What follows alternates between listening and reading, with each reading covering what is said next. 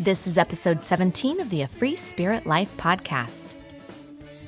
Hey there, thanks so much for being here today. I'm Shannon, Kinney-Duh, creator of AFreeSpiritLife.com. I'm a holistic life and spiritual coach, yoga teacher, and mom to 3 boys.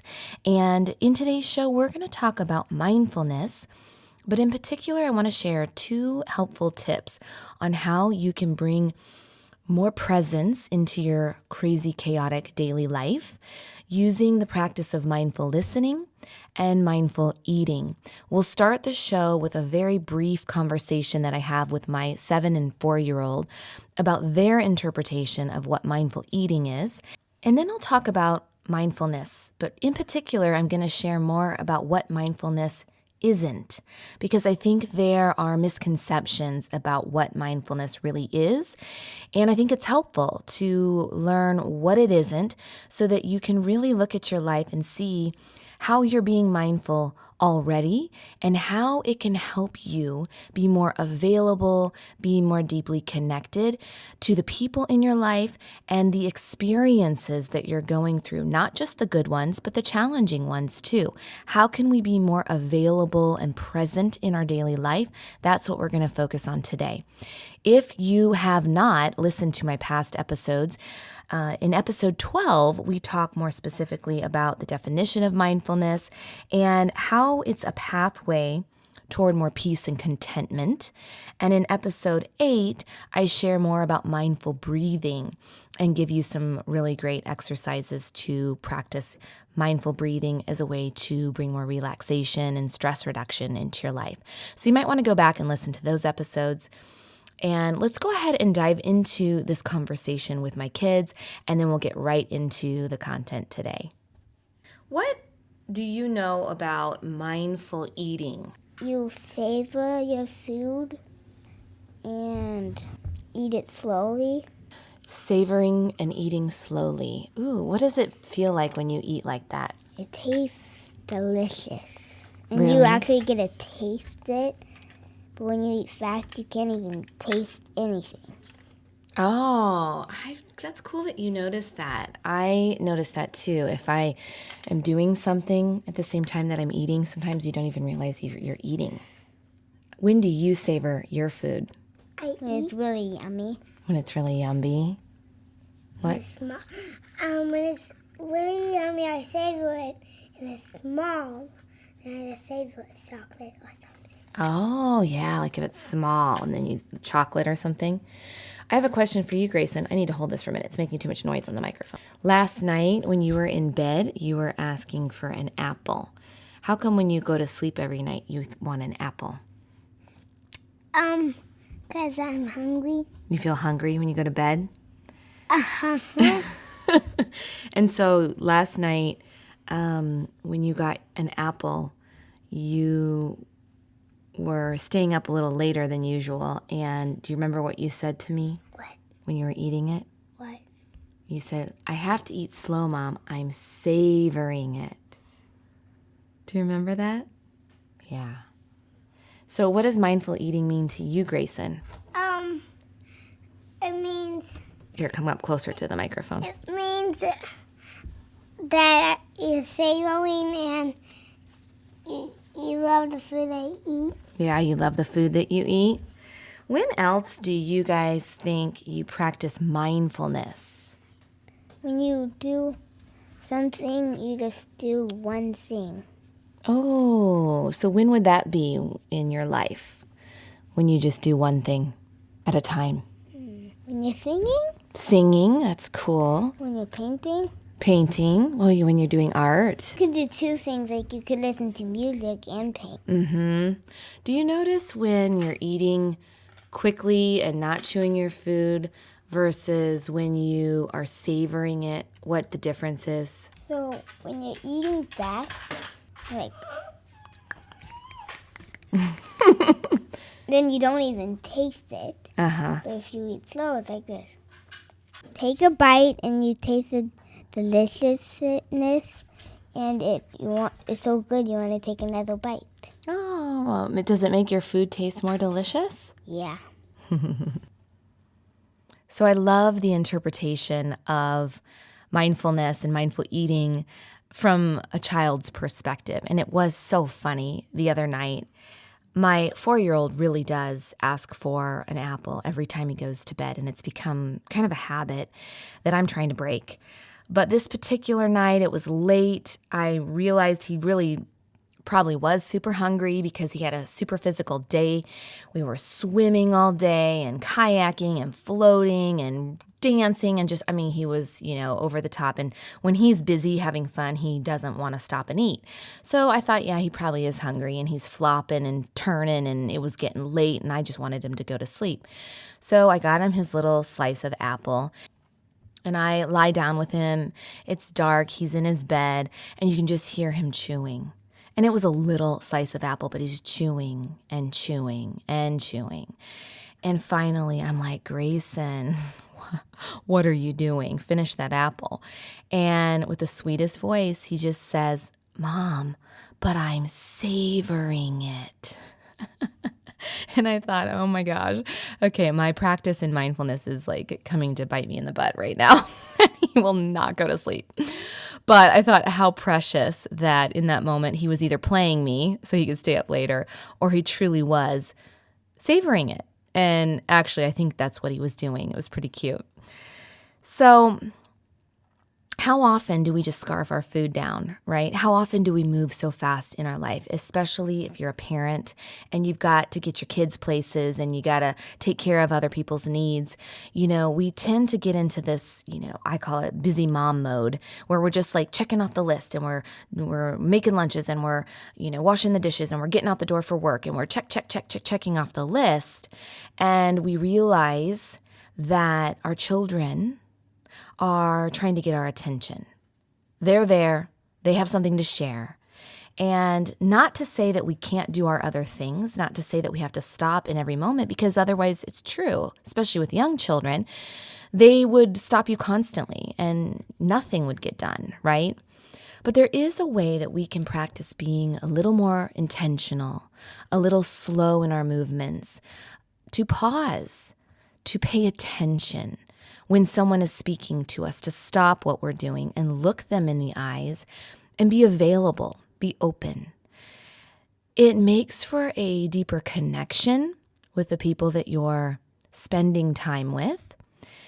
It makes them feel connected to you. It makes them feel more enriched. It makes them feel happy. It opens both of your hearts when you're just there, available for each other. And so that's kind of been my experience lately with being more mindful in the moment.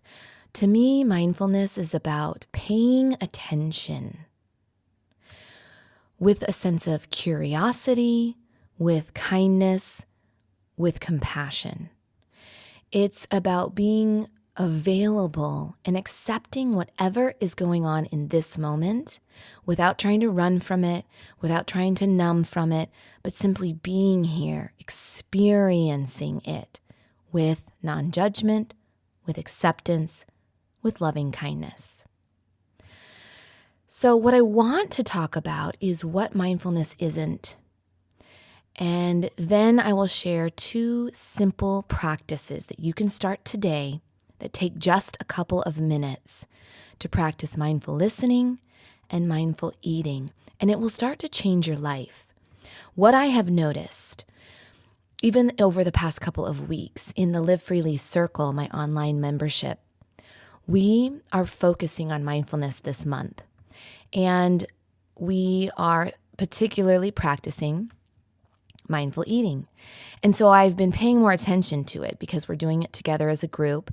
And it was Father's Day and we were sitting at the dining room table and we were eating and we had, it took a lot to get the meal prepared. And as we were sitting there, I just reminded all of us, because we were hungry and people were eating fast, to just kind of slow down, taste your food, enjoy it. And so I had to do that for myself, and I would just slowly take a bite. And all of a sudden, I noticed that time started slowing down. I was paying more attention to who was talking. I was looking at my 10-year-old and noticing his smile and his big, beautiful eyes and him reflecting on the fun we had that day. And it felt like I was right there in a slower moment. And that is what I would love for all of us to experience more often. How many times do we rush through our day and not feel connected? And we start to miss that connection with others. We start to miss the rich and meaningful everyday, what seems to be kind of boring moments of just eating together, of listening to each other, of sitting with each other, of laughing together, of being in someone's presence.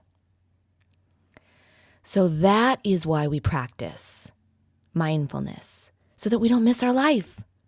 Because most of the time, we're stuck in our heads. We're worrying about what's maybe going to happen, which usually doesn't, but we're in the state of worry, fret, anxiety. Our mind is revving about the future, or we're regretting and feeling guilt or shame about the past.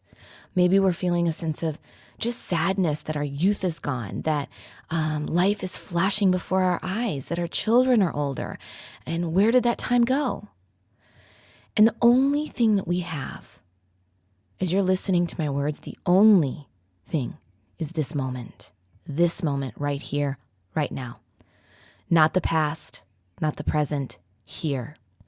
And so the more we are in tune with mindfulness and we practice being out of our heads and a little more in our bodies and in our hearts, those boring everyday moments were available for them. And it turns out that those are the moments that we all cherish. I mean, really, right now, as you are listening, if you're a parent, think about the time that your first baby was born, or maybe the second or the third.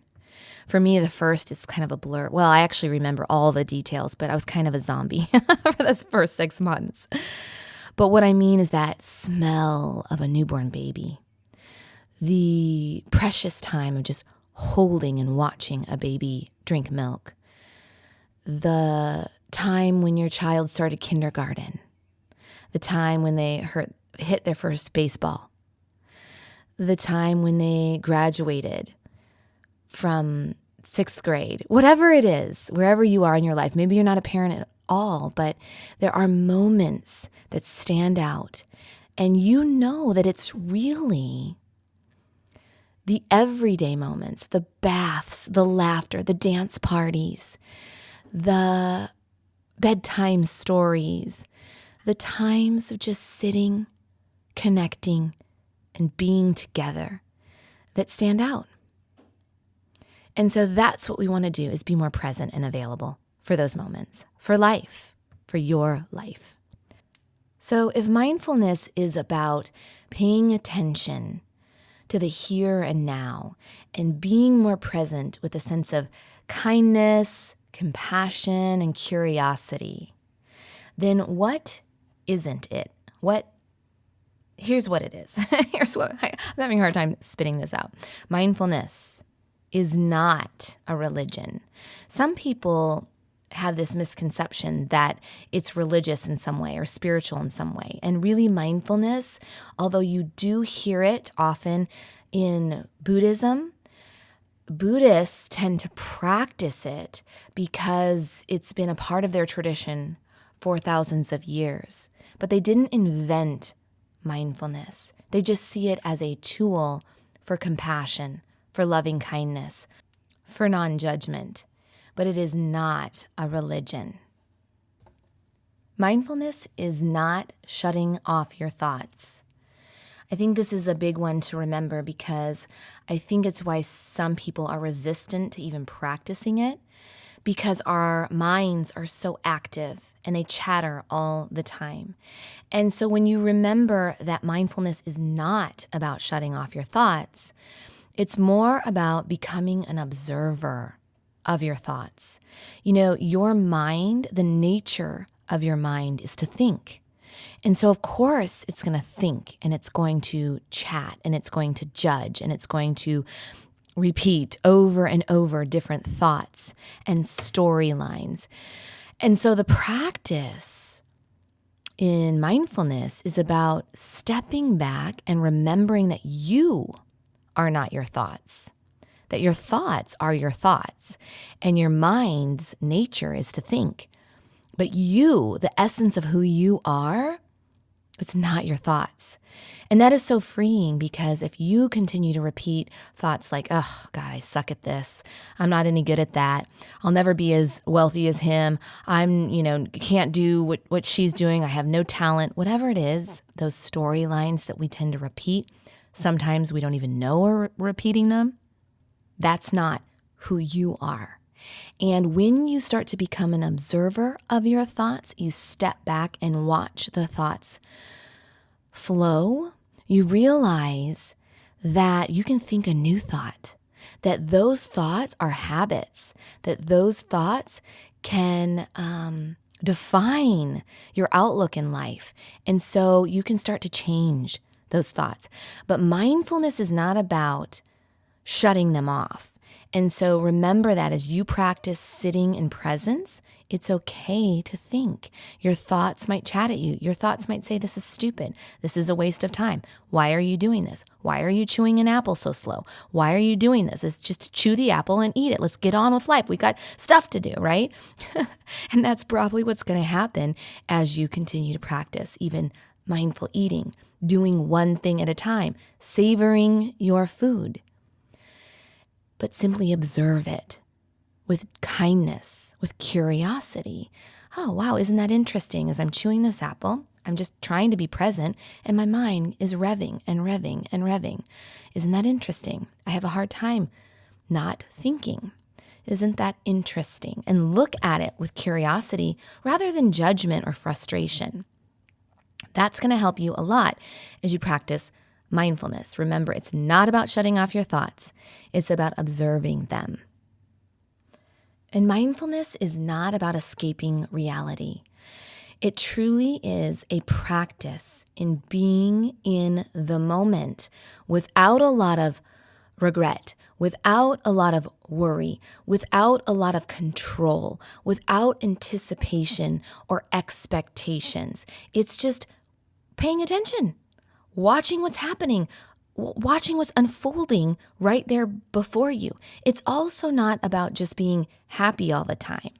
We all have challenges. And if you haven't learned that by now, you're probably still really young because as we get older, we realize that life is not about perfection. Life is not about having it all together. Life is a series of ebbs and flows. And with that, there are joyful moments and there are challenging ones. And so you may be finding yourself in the midst of a very challenging moment. And what makes it more challenging is when we fight it, when we resist it, when we want it to be different, when we kick and we scream and we do everything we can to make it different without simply accepting where we are. So if I want a certain amount of money in my bank account and I look at my bank account and it's close to zero, how's that going to make me feel? I might start freaking out. I might start plotting and planning and trying to figure out a way to make more money. And nothing is wrong with that. Of course, we want to take mindful action. However, it could suck out the joy. I could allow it to suck out the joy of my daily life because I'm so worried and fretting about how it's going to happen. And when I'm caught up in, oh my God, well, this means that, I could lose my house and I'm not going to have enough money to pay my mortgage and on and on and on. If I went that route, I'm stuck in worry. I'm stuck in fear. I'm stuck in future thinking. And so the practice in that challenging moment is to accept, to stop kicking and resisting what is, and to say, okay, what mindful action can I take today? What steps do I need to take today to go through this challenge? to move beyond it, to learn from it, to grow from it, not to resist it, not to build up a wall against it, not to ignore it, but to be more mindful in its presence. So I can even be here now and not judge myself, not judge the situation, and practice presence and take a step forward. And so that's just a pure example of what maybe you're facing a health scare.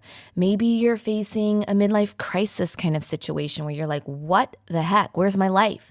Maybe you're realizing that you're not really living your passion, or you're not, your life isn't really in line with your values and what you believe in.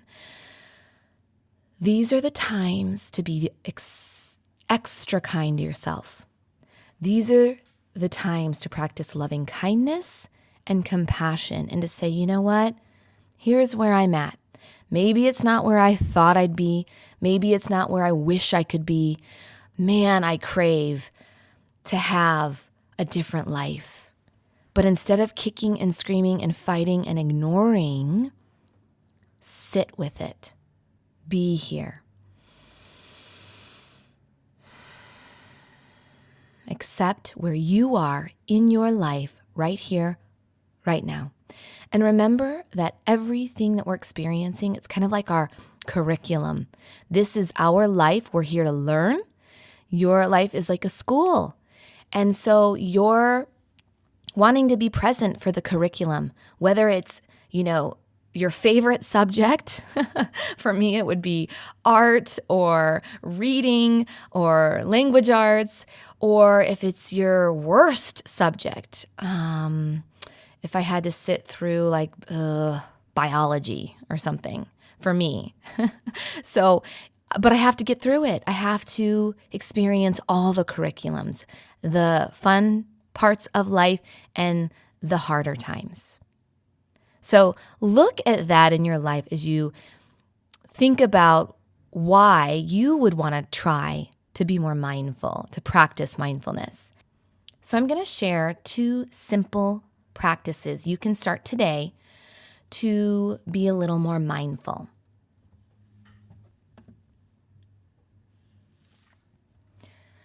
Take a moment to allow your body to be still. Close your eyes. Listen. Listen. Really listen to the sounds around you. What do you hear? Without judgment, simply notice the sounds that you hear in this moment.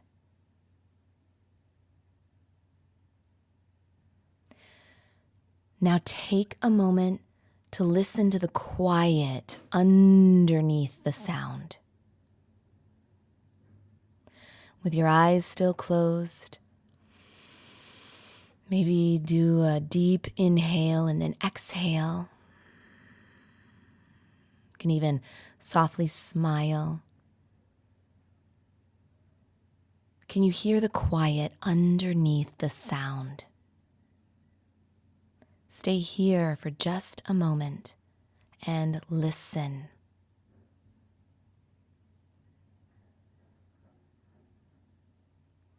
Now, this is something you can practice anytime. After you've practiced listening, deeply listening, you'll notice how your body, how your mind, and your heart feel after you listen in this way. And then when you're ready, you can open your eyes and just continue practicing listening to all those around you with your fullest attention. You might notice that you slow down a little bit, that your heart feels a little more open, that your body feels a little more relaxed. You might even feel a little more playful as you look into someone's eyes and listen to them. This is a practice in mindful listening. When you focus your attention on just listening, just a minute ago, you were listening mindfully. With practice, you can learn to bring this gentle, mindful attention to all the activities in your life. When you're listening, when you're talking, when you're singing, when you're dancing, when you're reading, even when you're arguing with someone. You can simply notice that you're taking time to notice, to be available. The next practice is in mindful eating, just like my kids are practicing as they're savoring their food. Pick a snack. I like to use apple because we always have apples and they're easy and most people like them. But you can use anything that you feel would be a good symbol. Like when you look at that piece of fruit or that vegetable or whatever it is that you like to eat, a nut, you look at that food as the symbol for mindfulness. So every time I see an apple now, it kind of triggers me to say, woo, I need to slow down a little bit here. Let me just taste this apple. So pick a food that would be a mindful symbol for you. And then when you decide to eat it, do nothing else but sit and eat that food. And I'm not saying that you have to do this for every meal. I'm saying do this as a practice for like 1 minute a day. So you take a bite and you let the bite of food kind of rest in your mouth, paying attention to what's happening. Don't rush. Don't do anything else. Don't read an email. Don't talk to anyone. Just practice this, chewing, and then notice the taste. Continue taking one single chew at a time. Notice how the tastes change. Notice how your teeth and your tongue are working. Do your best to put all of your attention on chewing that piece of food, on tasting that piece of food. See if you can even notice that urge to swallow before you actually swallow. And then feel the whole swallow as the food moves down your throat. Take your time. Be curious about the experience. And then just notice. Notice how your body feels. How do you feel in this moment after you've paid attention to the food that you're eating?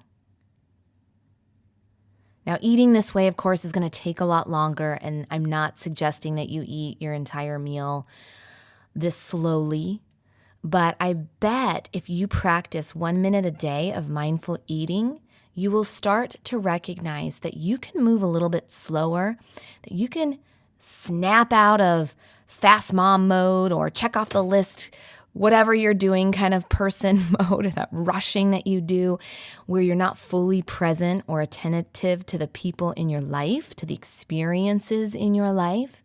I bet you'll start to see that time slows down a little bit, that you realize you don't have to rush like you're doing right now, and that you will feel better and more at peace with more presence in your life.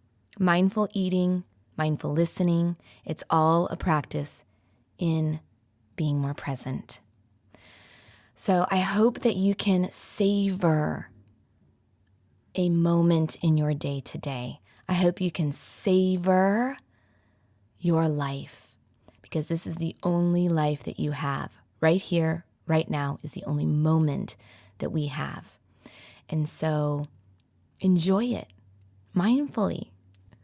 I appreciate you all so much. If you want to join in the discussion about mindfulness, mindful eating, mindful listening, join me on Facebook. I have a Free Spirit Life community. It's a private group. You can go ahead and go to afreespiritlife.com. Find the show notes for this episode 17, and you can see the link to join that free Facebook group. You can also see information about my holistic life coaching. I am now offering free 15-minute on the phone coaching calls. So if you feel like you'd like to experience what life coaching is, you can now schedule your free call, and you can do that simply by emailing me. Put in the subject line coaching call, and we will get that scheduled. It's completely free. It's 15 minutes, and it's a nice way to explore what life coaching is and to see if it's a good fit for what you want in your life. And if you live in the Kansas City area, I am now offering in-person life coaching sessions at 2 locations. So you can email me for those details as well. Have a wonderful, wonderful day. Thank you for being here. I appreciate you so much, and I can't wait to see you next week. Bye.